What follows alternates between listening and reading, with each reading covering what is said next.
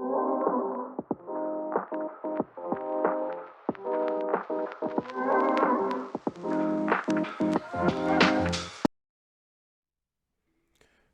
fam. Thank you for tuning in to the Dr. Eric K. Coleman Show. Please, ma'am, please, sir, if you have not, please click the notifications tab so that you can stay abreast to all content pertaining to this platform, and click the like button. But most of all, please click that subscribe button. Today's episode, we're going to be dealing with cutting people out of your life. I know we may think that sounds like a bad thing, but for your sanity, your self growth, where you're trying to go in life, sometimes we do have to cut people out of the equation. And we're going to continue this discussion here, knowing that it is the first of the year. It's a brand new year, 2023, and we just want to make sure that we're starting off on the right foot. Everyone that we ended 2022 with does not necessarily mean that we need to go into 2023 and beyond. There are some people that are in our lives for a season and for a reason, for life lessons. That does not mean that they should tarry along with us forever. Again, I know that may sound like a bad thing, but we have to be truthful with ourselves, and we have to be truthful in the relationships that we are encountering, the relationships that we're engaging in. So today we're going to take a deep dive into a clip from Mr. Jordan Peterson, who is a motivational speaker, and he is talking about just this topic: cutting toxic people and friends out of our lives. What does that look like? When should we be doing this? And what are some of the red flags that we should be looking for in regards to whom we should allow in our spaces? So let's go ahead and jump into it, and we will provide some commentary along the way. Make friends with people who want the best for you. I had friends who wanted the best for me and friends who didn't. And, they were friends who, some of them were aiming up and some of them were aiming down. And if you have a friend that's aiming down and you do something that's aiming up, then they're generally not that happy about it. They try to top your accomplishment with one of their own, hypothetical or real, or put down what you're doing, or offer you a cigarette if you're trying to quit and you've kind of done that successfully, or a drink if you've been drinking too much and are trying to stop being an alcoholic, or they're cynical and bitter and devoted towards no good. And sometimes that's family members too. Well, that's a good part to stop right here. He opens up the discussion talking about family members and friends, that certain people that we have in our lives that just do not mean us any good. I mean, how many of you know that family members sometimes are the ones who will hurt you the most and the worst? Just because they have that relationship, that rapport with us, you hear people say, oh, well, that's just uncle, that's just auntie, that's just grandma, that's just granddaddy, that's just how brother or sister, or that's how mama and daddy have always been, that's how they have always acted. And people have accepted this behavior and have set a precedence to where this person feels as if they don't need to change, and everyone is just tolerating them. And I'm pretty sure we can also attest to, we've experienced some of these things over just the holidays that we have just celebrated, that there are certain family members and family friends that we only get around these people during the holidays, because we want to see them, we want to be cordial, we want to be warm and inviting because it is the holiday season. And we want to show that common grace, and we want to celebrate the Lord's birth with everyone, or even Thanksgiving. We want everyone to come to the table and have at least one day of being cordial and thankful. But we know there's only a limit to that. There's a time frame to where this person is going to start getting out of pocket, and we have to set those healthy boundaries. So it's very critical of what Jordan Peterson is saying here, that there are just some people in our lives that just does not mean us any good, wish us well, and always want to have that one up on us.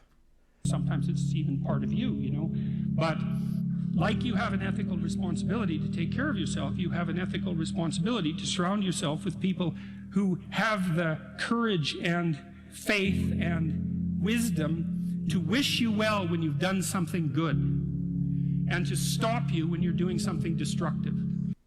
Yeah, those are the kind of people that we want in our lives. That is definitely the type of person that I continue to have in my circle. Champion me when I have done something great that has added value to the household, to the family, but also call me out on my crap as well. Friends are not true friends when they only tell you something that they want to make you feel good about yourself, or you only want to hear good things. That's not a true friend. A true friend is going to call you to the carpet and call you out on your crap. And if your friends aren't like that, then they're not your friends. And maintaining your friendships with them might not even be in their interest. Be careful about whom you share good news with. And in other words, be careful about whom you share bad news with. A friend is someone you can share good news with, you know. You go to them and you say, hey, look, this good thing happened to me. And they say, look, I'm so happy that happened to you. Like, way to be. And they don't think, God damn it, why didn't that happen to me? And like, you know, you didn't deserve it. Here's a bunch of reasons you're stupid and why it won't work. It's like, that's not helpful. Have you ever had that type of person to where you couldn't even share any good news with them because you were just so fearful about how they would respond, or how they would be so cynical and spin it, and they're so skeptical about what you're saying as far as good news? Or on the other side, they wanted to have the one up on you. They wanted to say, well, that's great about your good news, but here's my good news, to whereas my good news trumps yours. You know, how about we just, you know, be in the moment with people. If they have good news, save your good news for tomorrow, or you should have told your good news first. But yeah, that is a really good point that he's sharing here about some of the key indicators, or the key performance indicators about how to point out people who are toxic in your life, or toxic relationships that you have or that you're engaging in. That again, for 2023, we need to be able to spot these things, and we need to be able to self-correct. Carl Rogers, who's a psychotherapist, he had this idea that what he would manifest towards his clients in therapy was unconditional positive regard. And I've always had trouble with that because you don't treat your children, for example, with unconditional positive regard. You mean, There's so always no conditions. matter what someone says, you're saying, yeah, that's a good idea. Yeah, that's why it's tricky. Well, what he didn't articulate it, I think, as well as he might have. What you want to do is, for your child, is that you want the best, for the best in them. That's what you want. Yeah. Pulling out the best in people does not necessarily mean telling them again what they want to hear all the time. Telling someone what they want to hear, or saying you're the best, you're awesome, you're great, you're fantastic, it may boost their ego, but it does not necessarily equate to pulling out greatness in someone, or changing their perspective, or helping them self-correct and shift into doing things that's actually going to be sustainable and help them grow in life. If we're constantly telling people what they want to hear, they're stagnant. They're not hearing or seeing the reality of what's going on. And that's one of the things that we deal with in the book of Paradigm, Thinking Different About Relationships. I'll talk about here in chapter 7, your perception is not always reality.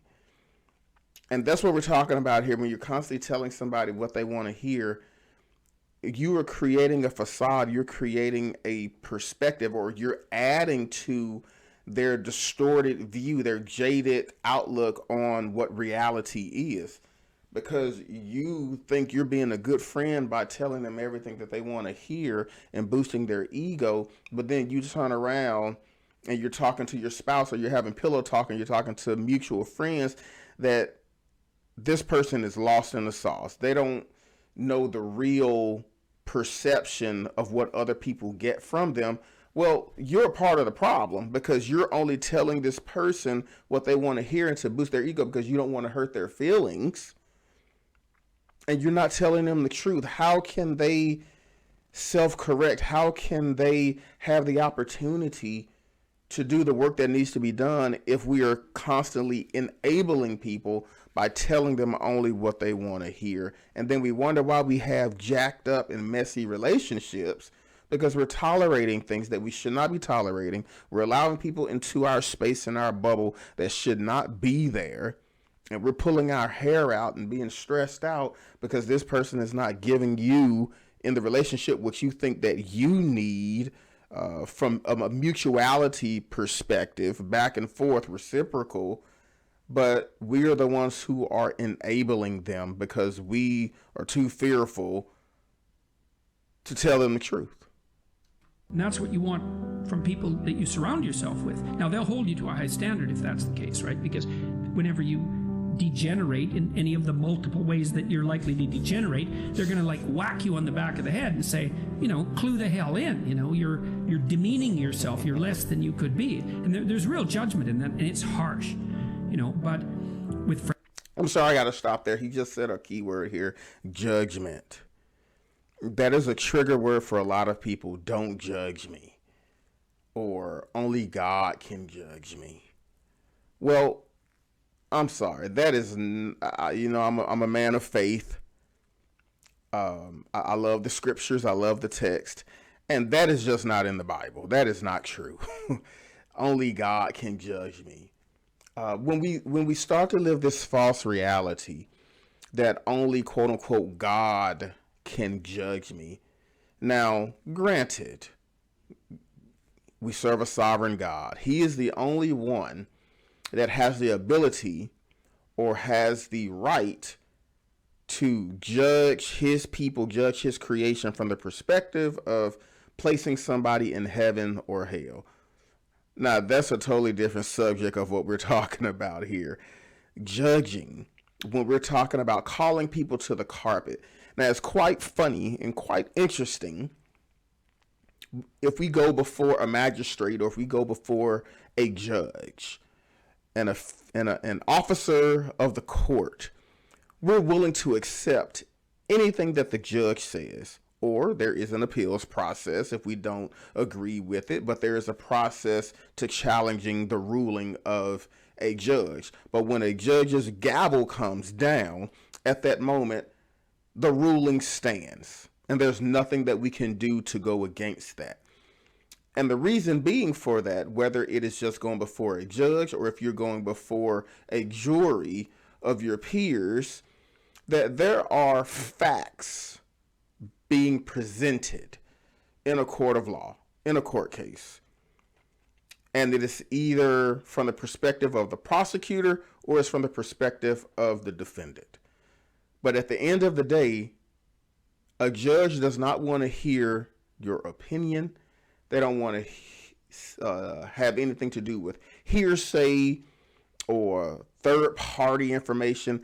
It is strictly the facts. Present to me the facts of this case so that I can have all tools, material, and information to be able to make an effective ruling, or in other terms, judgment about what is happening here. That they have the acumen meaning you are able to make sound judgments. And I find it quite alarming that we judge things every day, all day. We judge in society what's good versus bad. what's inclusive, what's not, what's diversity, what's equity, what I like, what I don't like, what's acceptable in society versus what's not, what should be changed. We're judging all of these things. But when it comes to someone and their bubble, because we want to be autonomous, we still want to be the gods of our own world, you can't judge anything about me. That's a problem. So you're saying that you just want to run out here all willy-nilly and no one is supposed to be able to hold you accountable? No one is supposed to call you to the carpet on your crap? No one is supposed to be able to say you are wrong because we always want to be right? That's a problem. So, no, there's nothing wrong with judging from the perspective of this is what you're portraying. This is what you are exhibiting. And according to what you're presenting to me, and I'm doing some digging and I'm getting the facts behind it, I'm getting the context of the situation. If we are true friends, if we are true spouses, if we are true family members, if we're real with one another, why can we not judge situations and call people out from a perspective of admonishment? Meaning, I'm going to call you out, but I'm going to do it in a loving way that is for your benefit. Because if I don't care nothing about you, I'm going to let you do whatever it is that you do. And then they're going to flip it and say, well, why didn't anybody tell me or try to warn me?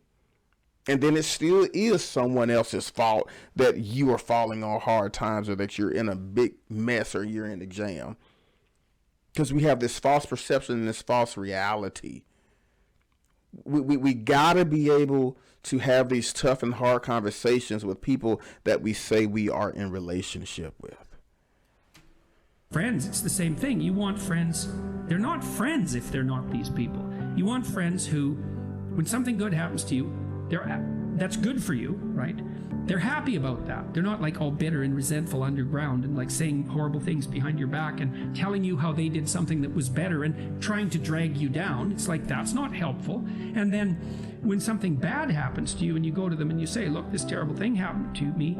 First of all, they don't try to top it with some like horrible thing that happened to them because they don't have the patience to listen. And second, they're not secretly gloating about the fact that catastrophe finally befell you. Absolutely. It's like they're actually hurt by it. And yeah. That chapter is an injunction. It's like, take a look at the people that are around you. And if they're not on the side of what's good for you, then walk away. Because, well, first of all, that's best for them too. If you put up with that, all you're doing is enabling it. It's like, well, it's okay that just you talking about mistreat me in a way enabling that's people. harmful to me and everyone else. It's like, actually, no, that is not okay. It's not the least bit okay. That doesn't mean you shouldn't try to help someone when they're down. That's a whole different issue. What if it's your family? So you know how you say like walk away, right? Do you still walk away from your family? You do if it's necessary. Yeah. Explosion right there. He asked about, what if it's your family? Do you still walk away? And family, we got to be real with ourselves. Blood relation does not always make you family. I'm prior military, and I have some guys that I have known for 20 plus years now, and I consider them family. Blood doesn't make you family. It's the relationships. It's how you treat people. It's how you love on one another. It's how you hold each other accountable. Just like we said a few moments ago, quote unquote family are some of the people who will hurt you the most intentionally and expect you to suck it up and deal with it.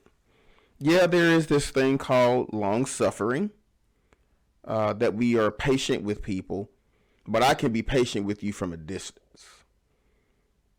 I don't have to let you in my space.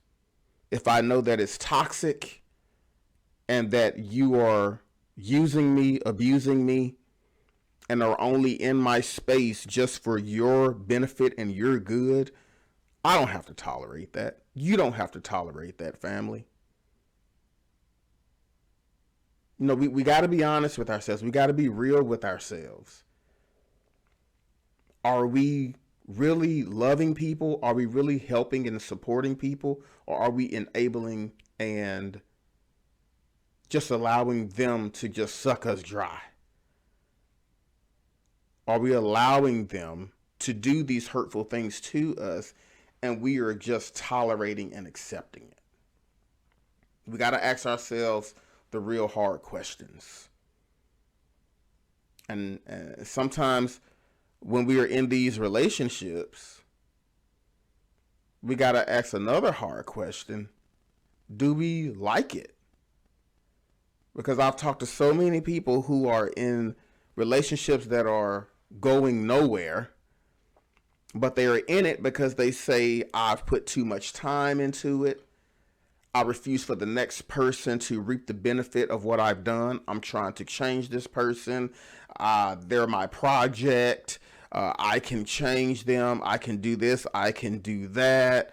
Or they just want someone to love. People have different reasons as to why they're in relationships. And I'm not the one to sit there and judge that person based on why they're in the relationship, but I can judge the actions. I can judge what they are telling me at face value. I can judge their demeanor, their countenance, their interactions and engagements, their conversation pertaining to the person. Those are bits of information that we can make rightful assessments and judgments on. Are we to be in these relationships? Now, every relationship is going to be work. We're going to have to work at relationships. But how much work are we talking about when you're in a constant state of dismay? That's an issue. There's lots of different ways of walking away. Sometimes someone's on an incorrigible path. Like, there's just nothing you can do. You know, maybe they're aiming down and they're bitter and everything they do is to produce misery, virtually everything. And you have to detach yourself from that. It's like, I always think about it from the perspective of a lifeguard. So if you're training to be a lifeguard, one of the things that you're trained to do is to approach someone who's drowning and panicking. And the way you approach them is you put your foot out between you and them and you push forward with your hands with your foot out. And you basically tell them if they're flailing about, you say, look, I'm here to help, but you have to calm down. And then if they cling to you, like in panic, you push them away. You think, well, that's pretty damn cruel, because what if they drown? It's like, yeah, what if you both drown? That's like not helpful. Yeah. You're there to rescue them. They take you down. You're both dead. It's like fail, right? It's like, well, it's the same with someone in your family. It's like, if they're on a downward path and you've done your best, you know, you've made your efforts, and they're not paying attention. They're not changing. They say, yeah, well, I'll quit doing this. Yeah, I'll quit doing this. They tell you the same story over and over and over. It's a downhill path. You don't trust it. At some point, first of all, you stop offering your words. If you're offering words of wisdom to someone in the genuine attempt to help and they treat that with contempt, then shut up, because you're demeaning your words by throwing them away. You think, well, how do you help someone who's aiming down? Well, sometimes you help them by walking away and saying, look, you're aiming down so hard, despite the fact you're my brother, man. It's like, you know, this is killing me. You're aiming down so hard, I'm not coming along with you. I know these are hard pills to swallow, fam. But these are words that we need to hear, because there are real issues and concerns that are happening in people's families. Real stuff that's happening in people's families. And we got to set those healthy boundaries. We got to set them, or you're going to be on that spiral down as well. And the reason I'm not is to tell you in no uncertain terms that what you're doing is so terrible that I will even violate our kinship to oppose it. And maybe it'll take them 10 years to wake up to that, you know?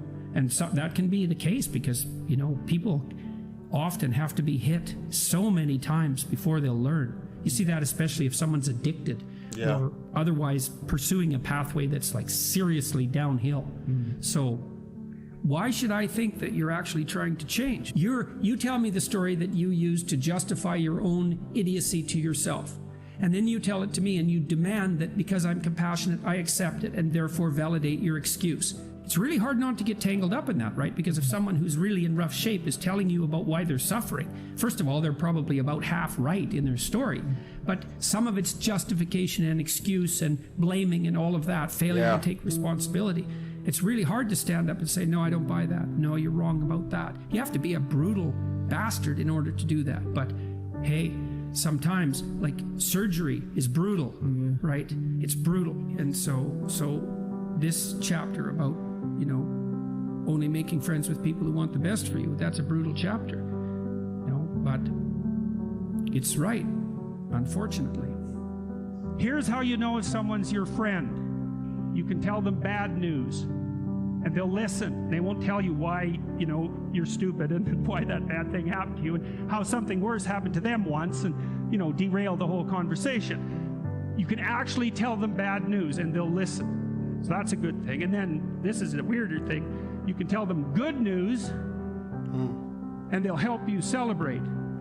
And that's a really good way of deciding who you should have around you. Because if you have someone around you, you know, something good happens to you and you're kind of afraid to even admit it because, you know, God, something good happened to you. You let that be known and it'll certainly be taken away. So, you know, you come out and you sort of tell someone half-heartedly that something good happened to you and they give you a whack and then talk about, you know, the great thing that happened to them 3 years ago, or worse, the great thing that happened to someone that they knew 3 years ago. You know, it's like, go away from that person. They're not helpful to you. You are obligated not to associate with people who are trying to damage the structure of being. Your being, the family being, social being, all of that. It's like, no, wrong, move away. And you think, well, you know, that's cruel. It's like, it's not cruel. You're sending a message. This sort of behavior is not to be tolerated. Plus, if you make a success out of yourself, let's say that you develop your character, well, then you're a example. And at some point, maybe that's what that person is going to need, is an example. You know, maybe they'll hit bottom and think, oh my God, I'm not on the right path. It's like, there's an example I could follow. So, and you can't justify it by compassion. And the other thing, you know, people don't exactly understand that it's okay morally to choose people that are trying to help you be better and to shy away from people who are going to drag you down. So you're not morally obliged to go down with someone else's ship. Now you think that's pretty harsh, pretty rude. You can't abandon a friend in need. That's not what I'm saying. I'm saying that it is appropriate for you to look at your social surround and to make decisions. If you have a person who's hurting you and who won't quit and who's pulling you down, it's like, that is not necessary. You are not obligated to do that. You go with people that are trying to elevate you. You got to surround yourself with people who want the best for the best part of you. Yeah. You can hang around with weasels and losers that are trying to pull you down to justify the fact that they're spiraling downhill as well. And you know, the upside of that is you don't have to have any responsibility and you can all whine about how wretched life is, you know, so that's pretty attractive. But I would say it's also a bad medium to long-term plan. And so it's acceptable and desirable to try to surround yourself with people who are facilitating your development. Absolutely. Surrounding yourself with people who are facilitating your development. And that's where we want to end it off today, fam. Surrounding yourself with people who want to develop you as a person. Develop you as a person. You do not, I repeat, you do not have to surround yourself with people who do not mean you any good. You don't have to do it. So again, as we move further into 2023, let's start having these real conversations with ourselves. Let's start having these conversations with our family members, our loved ones, our friends, our associates. And we got to start removing these toxic people out of our lives, for our sanity, for our health, for our growth, for our immediate families, for the examples that we want to set for people, our children. So as we continue this conversation, we want to be able to make sure that we are showing up in relationships from a perspective of understanding what's in our backpacks, to understand how we got to the point where we are now, to whereas we accept certain things and tolerate certain things in our relationships. We unpack those backpacks, those feelings, those hurts, those past experiences, and we examine them. And we pull those things out to get a better perspective and understanding as to what's going on here. And then we can fully understand how it is that we show up in the relationship so that we can engage better, thus impacting our families, our households, our community, society, our nation, and globally. So until next time, fam, till we get back together, have more conversations, let's start to think differently about relationships.